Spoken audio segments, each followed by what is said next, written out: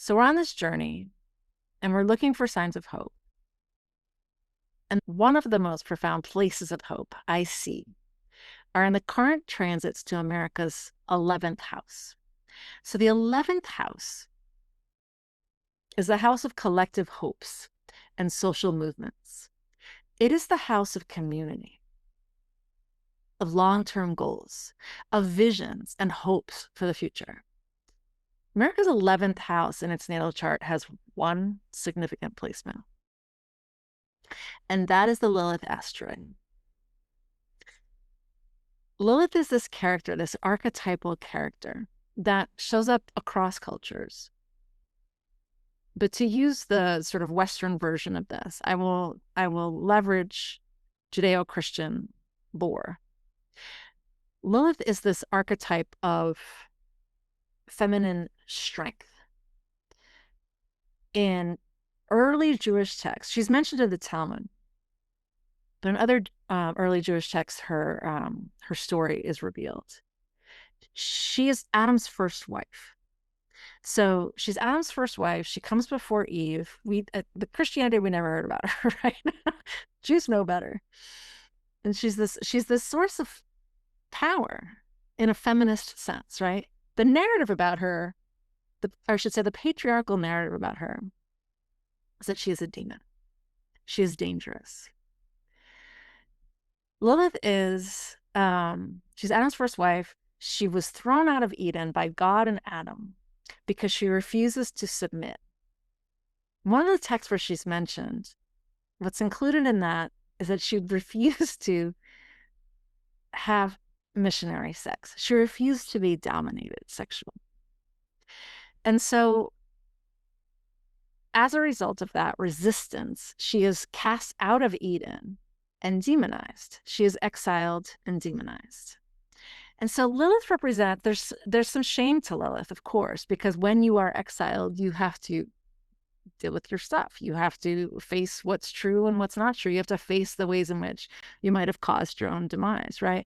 But Lilith is this archetype of sort of recovered self-respect, recovered self-identification, of knowing oneself and of leveraging one's strength. If you've ever seen the movie Maleficent, I love that movie as an expression of Lilith, right? Where the main character kind of like, although her wings have been clipped, like kind of rediscovers love, rediscovers children, rediscovers this sense of mothering, of nurturing, of inner strength, and like, you can't kill me, right?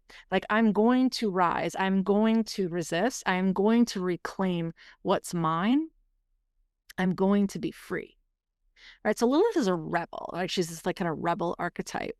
And we're well aware in patriarchal society all over the world where a rebel female or a rebel feminine is rejected, is squished, is oppressed, is demonized, is used as an example of what not to be, right? So you've got this Lilith character.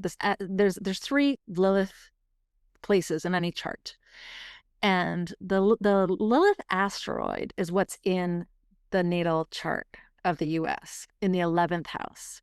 So the 11th house of the collective hope, of social movements, of the entity's sense of its future, the entity's hope and dreams for its future. All you've got there, the most significant thing you've got there, is this Lilith asteroid, this presence of the female or the feminine rebel, right? So you've got this powerful, rageful, exiled feminist archetype, and the asteroid version of Lilith is the action version of Lilith. Like, I'm going to do something about this. It's housed in America's 11th house. So it's always been there in the house of collective hope.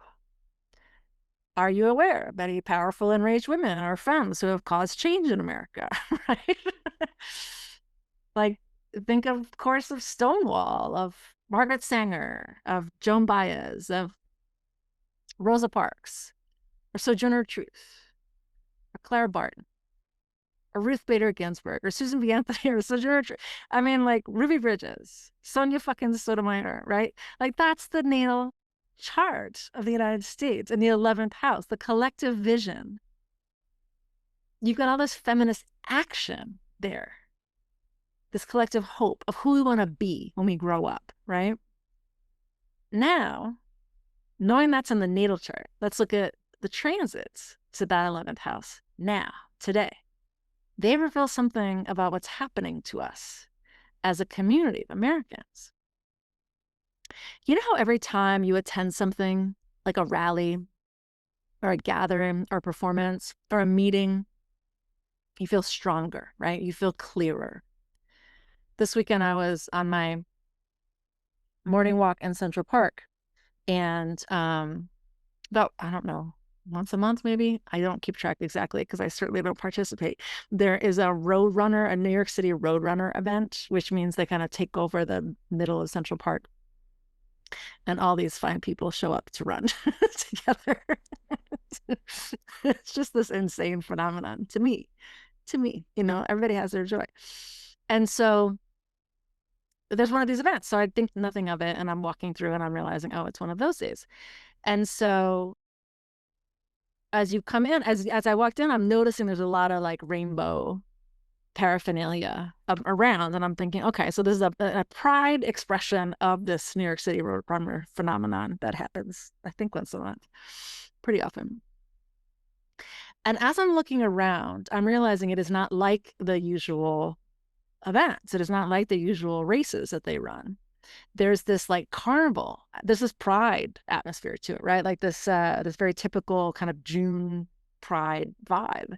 And I'm noticing the amount of community that is present. I'm noticing the amount of like celebratory joy and just like general enjoyment. There's a lot of people who don't have the numbers on. There's a lot of people who are just there for sort of the experience of it and the support of it. Almost like even allyship of it.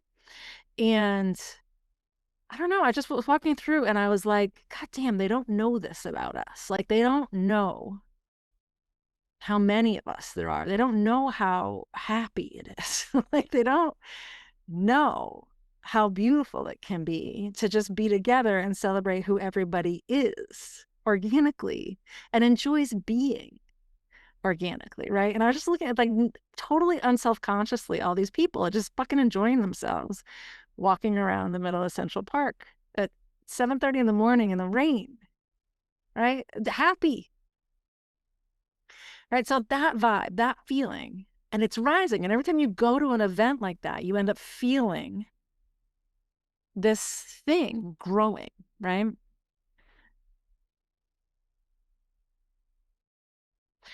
So in our 11th house, passing through that house of that collective idea, that collective growth, right? We have these new power players coming through that place. We have the transiting Black Moon Lilith. She's like the main Lilith. She's the big time Lilith. She's there.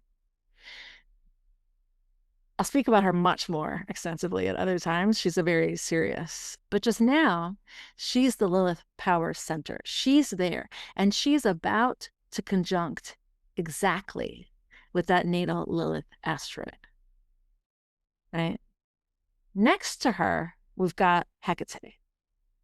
Hekate is this enormous asteroid in the asteroid belt between Mars and Jupiter, and she is visible from Earth with a telescope, and she's just like those two boys. She's on the move, and she visits the houses, right? So you can see her, and where she visits, things transform. So Hekate is the crossroads lady. She is the goddess who stands at the crossroads in the underworld, y'all. So when Persephone went through the underworld, right? Remember Hades grabbed her and took her down, and Demeter shut off the plants, right? So when Persephone went down into the underworld and faced this stuff, her way out was lit by Hekate. Hekate stands at the crossroads. She is the keeper of the keys. She is the holder of the light. She says, come this way. This is a crossroads. This is the way out. And this asteroid, who across time, across regions, across culture, across society, since the time of the ancients, has been known to have an effect that represents a crossroads. She is sitting in America's 11th house at 0 degrees of Scorpio. So she's at the front fucking door of the Scorpio skyland, which is the skyland of transformation. So the lady who arrives to herald change has just arrived at the gate of the skyland of change, of transformation, of evolution, moving through the darkness to come out into the light. And there, with the Hekate crossroads lady and Lilith, the righteous protector of women and children, on that natal feminist action point, are two other ladies. I'm not going to tell you who they are, but they're about sacred partnerships and sacred service.